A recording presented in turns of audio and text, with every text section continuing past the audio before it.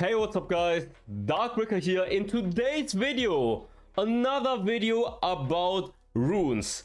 We are going to talk about what are the best runes for certain champions and what are the best runes I think they have added to the game. So we're gonna cover and run through all the runes again, and I'm gonna rate them and gonna tell you guys what I think about each of those runes and how viable they are and how good they are on the new patch. So I hope you guys will enjoy it. We're gonna run through Domination, obviously, and then Precision, Resolve, and Inspiration. There is, there's a certain amount of flexibility, but there are some key runes that are just super strong right now. For example, we have the First Strike, Keystone, then we have Glacial Augment. I'm gonna explain to you when you should use which rune and for which champions or which champion archetypes these runes work the best. If you guys are enjoying this video, make sure to leave a like. Show me that you guys appreciate and want to have those educational videos as well. And then obviously also subscribe so you guys don't miss out on any future 4.3 content, because we have a lot of 4.3 content coming up with First Strike or Overgrowth for tanky junglers, and also for other lanes as well. So anyways, let's get started with Domination. So for the Domination first path, we have Shield Bash, which is a new rune, Scorch for poking champions, Sun Impact for assassins, and mostly for assassins. But let's talk about Shield Bash. So far, I think the champion that benefits a lot from this rune is, for example, Wukong. My man Wukong. I'm going to show you the rune setup I'm running for Wukong very quickly, using Shield Bash as my secondary rune, because I just think it is so strong. Like I have you have 9 runes per path, right? For red, for green, and for blue. And out of those 27 runes, I've chosen Shield Bash for Wukong. I think it's so strong.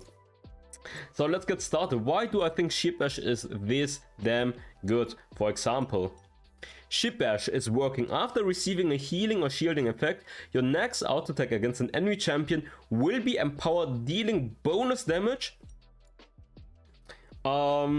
scaling with 20% of your bonus attack damage. Empowers your next attack against an enemy champion after receiving a healing or shielding effect. So Wukong's first ability plus Sandra plus Shield Bash is gonna be insane, because your next auto attack is gonna do so much damage. And in combination with Last Stand as well, it's gonna give you even more damage when you're low life. So Shield Bash, very good for champions that benefit from shielding or healing, and then the next auto attack is gonna be enhanced. Darius, for example, could run this as well. Riven could run this as well with the third ability, but I think for her, Sun Impact is just too good. If you guys have any other champion suggestions, you can definitely write it down below in the comments as well. But Shield Bash, a pretty powerful rune for champions like Wukong that have sustain and that want to increase their next auto attack damage. So for the second row, we have Empowered Attack, we have Cheap Shot, and we have Mark of the Week. And honestly, I think Empowered Attack and Cheap Shot are pretty damn useless. I think you should always run Mark of the Week. Mark of the Week is definitely the MVP in the second row, and it's just so strong. You guys know why? Because it also applies for your allies. If you apply Mark of the Week onto an opponent, your allies will also do more damage and proc the Mark of the Week extra damage, by the way. That's why it's so good. Using ability to deal damage to enemy champions will mark them as weak, increasing damage taken by them by 4 to 7%. The mark disappears after they take ability damage 3 times, or after 7 seconds have passed. 20 seconds cooldown. So you mark someone with an ability, and then for 3 abilities you will do more damage. Very good for poking champions, very good for junglers in general that are running Domination as well. Mark of the Week, super strong. And since it's scaling with percentage damage, it just does so much damage later on. Cheap Shot on the other hand is just when you impair an opponent, you will do additional 2 damage, but honestly, 10 additional 2 damage in the early game is nothing, and even 45 in the late game is barely anything in comparison to the percentage damage, which is scaling way harder.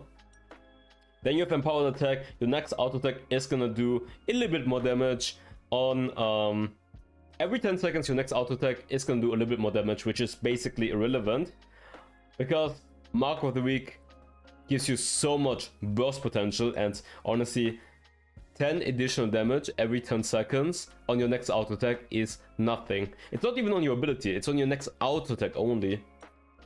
So not that strong. I think honestly don't run those 2 runes from experience or from what I've tried. Mark of the Week way better. Ignore those 2 runes, they are kinda useless. I mean, there are probably some situations where you could run them, but I think Mark of the Week is just always better. Now for the next one, we have this one, Ingenious Hunter, which is garbage because it's only for item ability haste. I mean, there are some situations where I could run it, but honestly 20 item ability haste is kind of irrelevant, to be fair.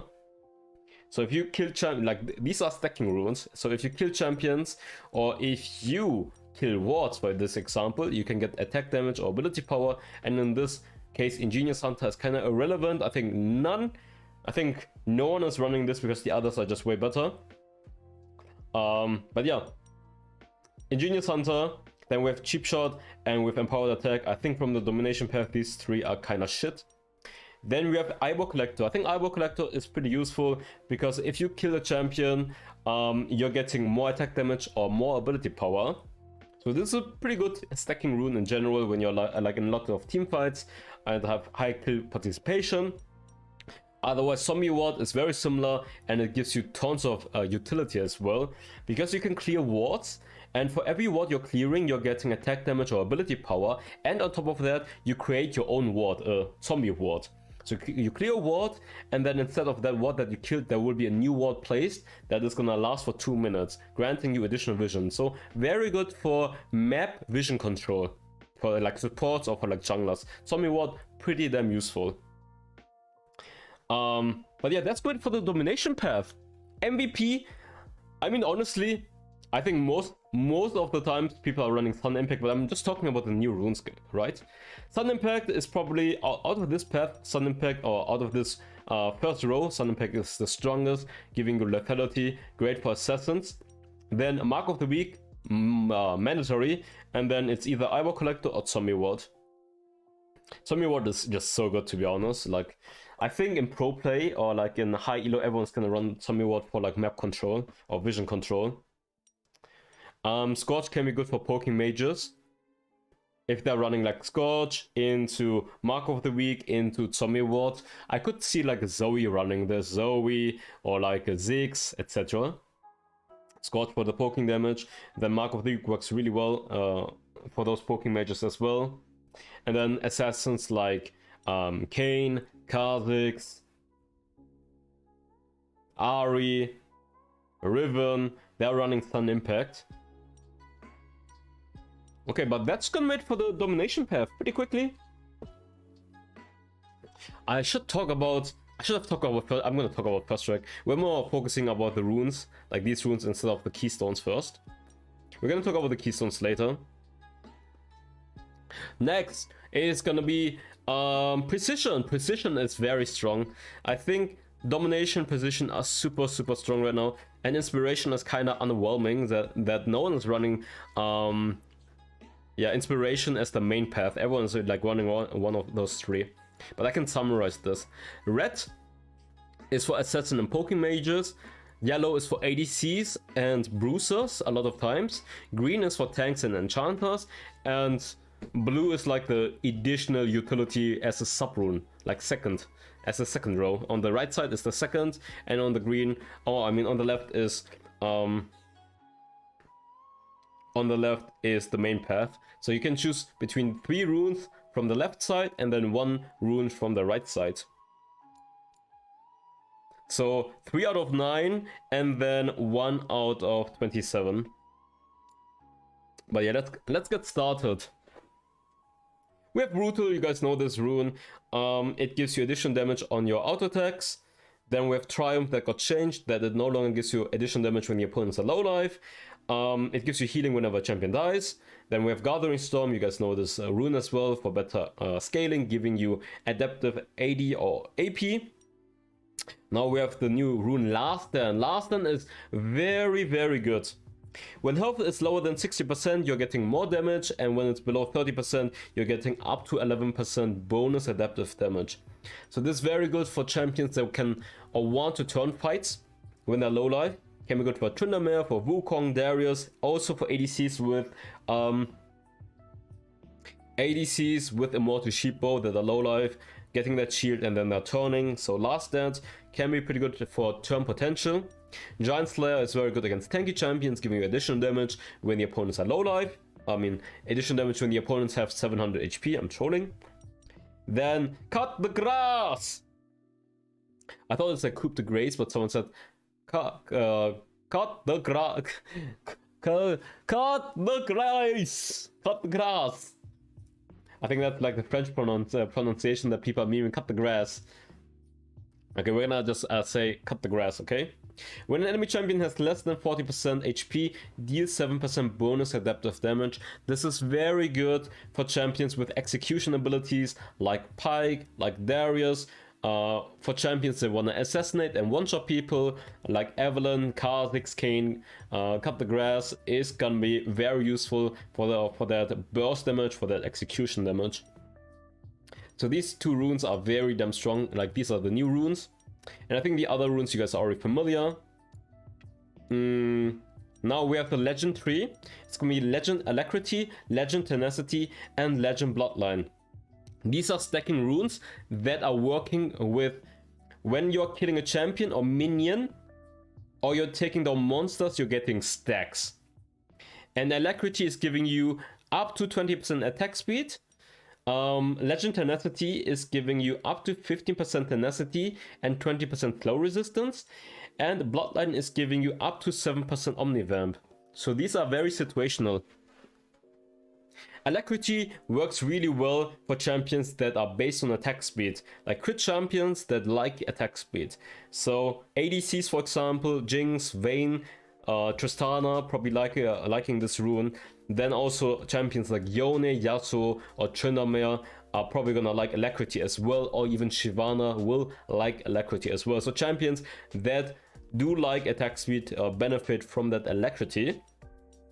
Tenacity is pretty useful because Mercury's threats no longer provides tenacity. So if you guys are facing against high crowd control team compositions, Legend Tenacity is key. Next one is going to be Bloodline. Bloodline is pretty good for more sustain on champions like Gwen. Diana could run this as well. In general, every champion that is already benefiting from lifesteal will benefit from Legend Bloodline as well. Yone can run Legend Bloodline as well, or maybe Yasuo as well. So this is gonna just give you more sustain, and Omnivamp means that it also applies for your ability damage, so pretty damn useful. Brutal most of the times for champions that want to snowball in the early game, or that are benefiting from the auto attacks, like a Jax for example. Triumph for sustain on tanky champions like Bruisers, very useful. Gathering Storm for scaling champions, Morgana, Echo, Veigar, I guess. Last Stand for Bruisers, Cut the Grass for Bruisers or for Assassins, Giant Slayer for more damage against tanks, can be good for ADCs, can be good for Bruisers as well, and then I will explain to you guys the bottom row as well. But yeah, that's good for Inspiration. I think Inspiration is probably the strongest path because every rune is good. Every single rune in this path is good. While Domination, you have like Scorch, which is super situational. Even Sheep Bash is situational. Cheap Shot is pretty trash. Empowered Attack is trash. Ingenious Hunter is also trash. Inspiration, every rune is good. Every rune in this rune path is just so good and has some potential to be used. Now Resolve. Resolve path is also strong, really strong for tanks and enchanters. So we have Font of Life that went from a Keystone to a normal rune. Hitting an enemy champion with an attack or ability marks them. When allies or you damage, mark champions heal those allies and yourself. Each ally can trigger this healing once per mark. Ally heal 3% of your max HP plus 15% of your AP. Self heal 1% of your max HP plus 5% of your ability power. Mark duration 3 seconds. Cooldown 15 seconds for melee champions, 20 seconds for range champions. Subsequent heals from other ally marks are reduced to 25%. So if you can hit a lot of champions, you can mark them, and then if your allies of you or your ally, wait. Okay, if your ally triggers those marks, the ally will get healed and you will get healed. So this is gonna grant you more sustain. I mean, a lot of champions can run Font of Life. In general, tanks can run this, but I think for enchanters it's more useful. I think enchanters are more likely to run Font of Life because they can just keep poking or marking opponents from far away. While I think Shield or Courage of Colossus is more useful for tanks that have like immobilizing abilities. So Font of Life for enchanters, pretty useful, granting your allies and yourself more healing. Then we have Font of Life, Courage of the Colossus, a new rune, gains a shield that absorbs up to 25 to 45 shielding plus 1% of your max HP for 3 seconds on a 10-second cooldown when you immobilize a champion. So this is insane. When you stun, root, or knock up a champion, you are getting a shield that is lasting for 3 seconds, that is scaling with your max HP on a 10-second cooldown. Insane for tanks like Alistar, Rakan, Nautilus, Galio. Like this is super, or Gragas as well, super useful for those tanky engagers because they're getting more shielding that is scaling with the HP. Then we have Nullifying Orb. You guys know this. If you would take damage from a champion that causes you to fall below 35% of your max health, grants a shield that absorbs up to 60 to 190 damage for 4 seconds. This doesn't scale with any ability power or attack damage though, but it's guaranteed up to 190 damage shielding. I mean, I guess this can be good if you guys have a hard laning phase and you guys want to survive when you're low life, because it gives you a shield. Can be good for enchanters, I guess. But otherwise, I think enchanters most of the times just prefer Font of Life for more utility for the whole team, instead of like Nullifying Orb just for yourself. So I think in this rune path or in this rune row, these two are better. So Font of Life for enchanters and Courage of the Colossus for tanks. But I mean, tanks can also run Font of Life, to be fair. Okay, now for the second row. We have Second Wind, which is pretty useful for champions. The thing is, for melee champions it's more useful because it gives you more sustain than for range champions. For range champions you're getting less sustain. So Second Wind gives you regeneration when you get hit. Very damn good for the early laning phase to survive them. Since not a lot of champions are running Resolve, then Second Wind is better for melee champions. Like, I mean, I already explained to you, like those tanky engagers. Rakan, Galio, Alistar, and so on. Loyalty is probably just a rune that you're running like on a Yuumi. You gain 2 armor and 5 magic resistance. Your closest ally also gains 5 armor and 2 magic resistance. Pretty damn useful on a Yuumi because your ally is gonna get more resistance. And I think most of the times people are just running bone plating. Bone plating is pretty damn strong because it gives you damage reduction after you get hit for the next 3 auto attacks or abilities. Bone plating, I think, is I think most enchanters are running bone plating for the damage reduction for trading in the early game or even in general in team fights. Even tanks can run this, and if they're in hard matchup where they're getting poking down, Second Wind is still good. And obviously Second Wind and bone plating are good sub runes on the right side for bruisers or for the laning phase. A lot of times I'm running bone plating or Second Wind as my sub rune on the right side. Then we have Overgrowth. Overgrowth is excellent for tanky farming junglers. Shyvana, Dr. Mundo, Shen, Amumu, Rammus, etc. You name it, or Nautilus as well. I think the MVP of all of those runes is... actually, it's hard. There are a lot of good runes. But Overgrowth is very good for tanky junglers, or even for tanky Baron laners that are AFK farming, like maybe Ornn, Sion, Nastus, etc.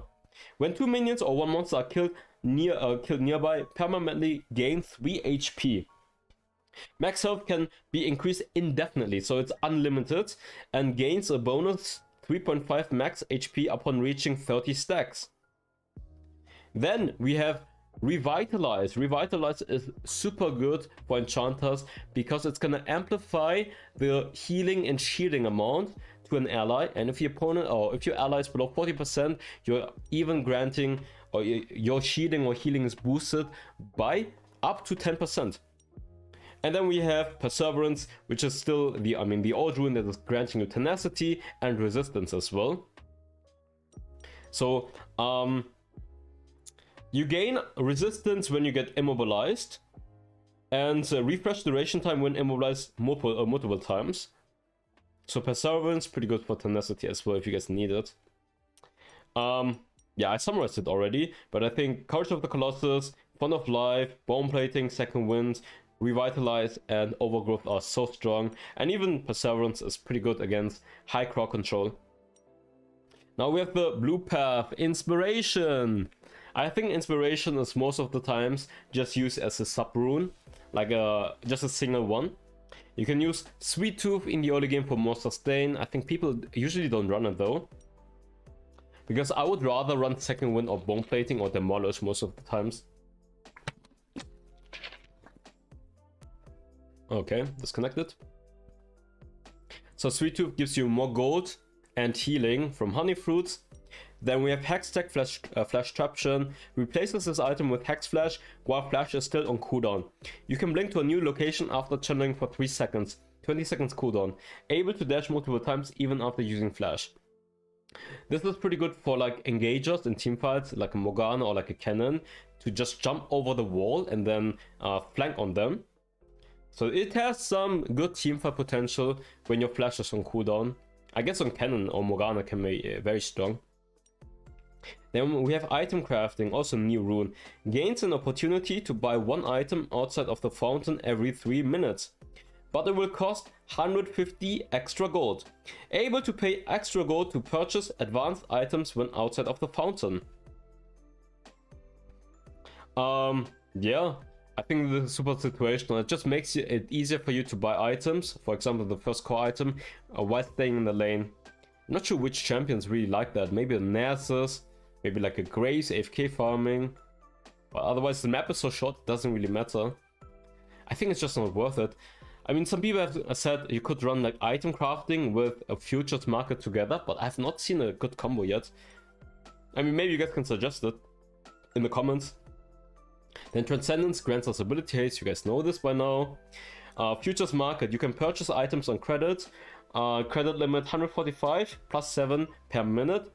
Credit purchases are available 2 minutes into the game, so you can buy an item even though you don't have enough gold thanks to the credit from Futures Market. Good combination with item crafting potentially. Pathfinder gives you movement speed in the river and out of combat.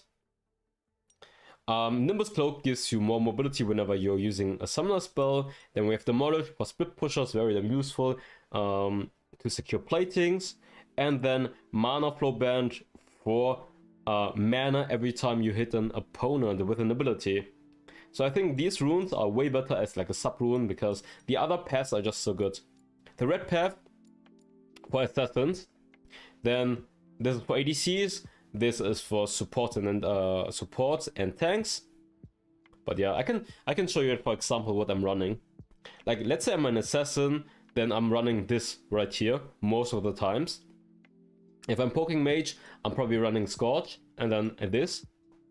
And if I'm Wukong, I'm probably just running Sheep Bash. But I'm always keeping Mark of the Week and Zombie Ward, or you just run Eyeball Collector, but you're always running Mark of the Week if you're going Domination. Then for the second row path, let's talk about Bruisers. Bruisers could run like Brutal. Let's say I'm a Wukong. I'm running Brutal, I'm running this, and then like you can run everything, honestly. You can everything. On Bruiser's ADC, you can literally run every rune. Like there's, depending on the situation, there's so much variety on the on this precision path. ADCs could run this, then I could run this. I could also run this. It doesn't really matter. I mean, I already explained it to you when you should run which rune.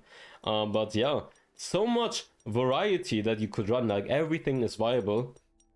Then you have the green one, where you're running most of the times probably as an enchanter. I'm running Font of the Life into Bone Plating into Revitalize most of the times. As a tank, I'm probably running Courage of the Colossus, then Bone Plating, and then it depends.